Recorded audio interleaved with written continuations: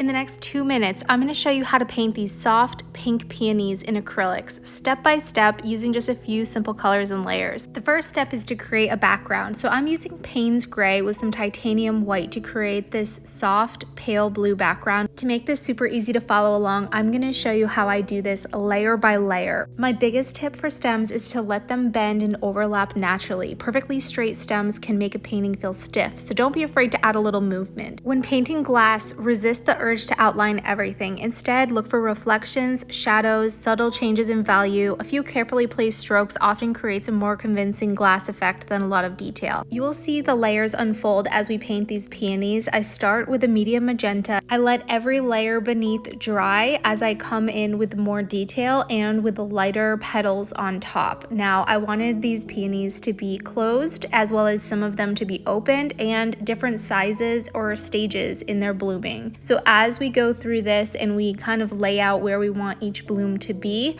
we'll connect the stems and kind of form this floral arrangement. Don't be afraid to make mistakes because you can always paint over it, but as we go through this and we have our open peonies as well as closed peonies, and then just imagine we also have some greenery that kind of folds around each peony. I'm laying out where I want all of the greenery to go and then coming in with darker shading on top of that, bringing in some lighter pinks on top to create the dimension within our flowers. You can also paint this on paper if you prefer not to use canvas. I know there are extra steps involved. This one I did apply a gesso at first and then sanded it down before the couple layers of my background color. I add another layer of lighter blue just to tighten it up and give it a little bit more interesting variety within the background. I decided to make the flower in the front a beautiful white flower with a green center. To make a creamy white, I add just a touch of yellow. I hope you guys love this video. I will see you in next week's episode where I'm doing quick and easy 5-minute tutorials within this new series.